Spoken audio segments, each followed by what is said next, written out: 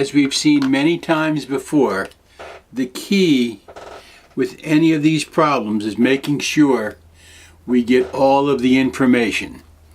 So this is problem 1 on Connect. This is exercise 8.1 in your text.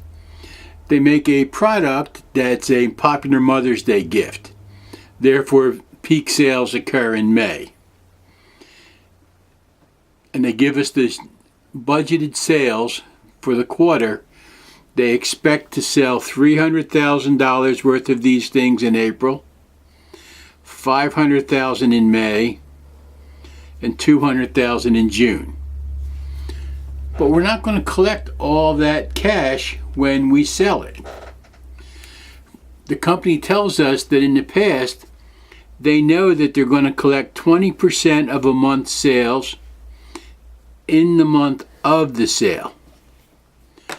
They also tell us that another 70%, that's sort of the lion's share, are collected in the month following the sale, and the remaining 10% are in the second month following the sale. So our collections, picture a diagonal stream of collections. We collect 20% this month, 70% next month, 10% the following month, and they say that bad debts are negligible and can be ignored.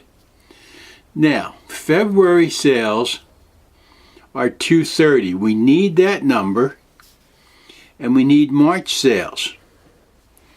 Because remember, from February, let's just jot down those numbers so we have them. February sales were 230,000, and March sales were 260.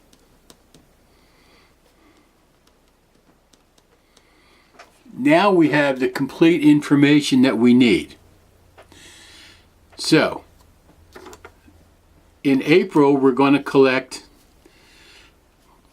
10% of February, okay, second month following the sale. We're going to collect 70% of March, and we're going to collect 20% in April. And that's the way this problem is going to work through. So, our February sales were $230,000. This is 2 months after that, so we're going to collect 10% of February sales in April, $23,000. March sales were $260,000. We're going to collect 70% of that the month after the sale, so we're going to collect 70% of that in April,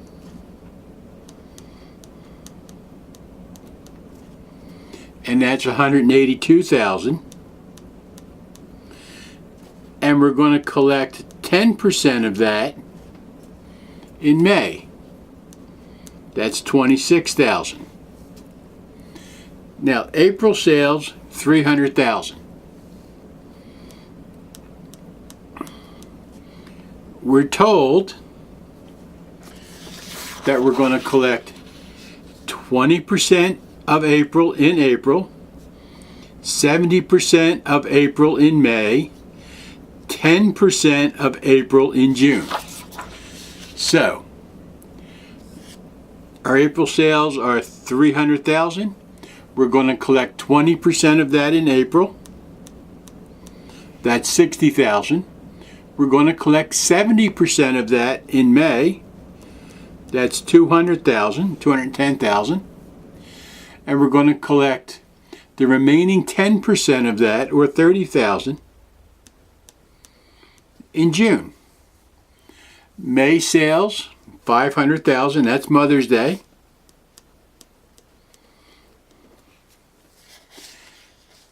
And we know that in May, we're going to collect 20% in the month of the sale. So we're going to collect 20% of May in May. So that's $100,000. We're going to collect 70% of May in June. That's $350,000. And we're going to collect the balance of it in July, but doesn't ask us about that. We're doing the cash collections for the second quarter. April, May, June, second quarter. And now in June, we have $200,000 in sales. Clearly, we're not going to collect any of June's sales in April or May. That would be kind of silly. But we're going to collect 20% of them in the month of the sale. So that's $40,000. Now, you see what I mean by this is sort of sloping downward and to the right? That's what I was trying to say when that's the way the collections go. And if you had 12 months, that would continue. It would just keep going. Now, if you want to know the total cash collections, you can either add across this way, 23,000. This is 208,000. This is 300,000. This is 450,000. And this is 40,000. When you add that up, that's 1,021,000. And the only way you can get that number is to work out the schedule, to physically sit down and diagram out your collections. If you're a belt and suspenders guy like I am, I would also add these down. It's 265,000. That's going to be the amount of cash I'm going to collect in April. I'm going to add these. 336,000. That's how much cash I'm going to collect in May. I'm going to add these. That's 420,000. And here comes the belt and suspenders guy. I'm going to add those. And it does indeed add up to 121,000. In my opinion, these are the more important numbers because management is likely to say, okay, budget guy, how much cash are we going to have in May? They're not likely to say, okay, budget guy, how much cash are we going to collect from the March sales at one time? So these numbers down here really are not very useful for anything that I can think of. These are the important numbers. Now, the last part of this problem, it asks us, what's the balance in accounts receivable as of June 30? Well, as of June 30, we have 10% of May's sales.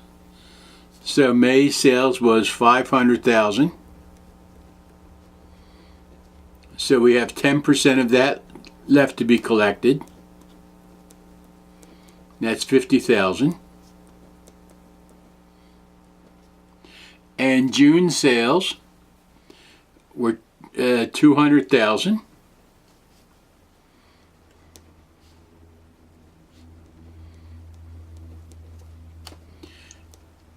And we're going to collect 70% of that the next month and 10% the following month. So altogether there's 80% left to be collected. Because in June we collected 20%. We're going to collect 70% in July. We're going to collect 10% in August. Hence we're going to collect 80% over the next 2 months. That's the balance in accounts receivable for June sales. So our total accounts receivable is $210,000. These are not difficult problems, they're detailed, and you have to make sure you know what each piece stands for and what each piece means.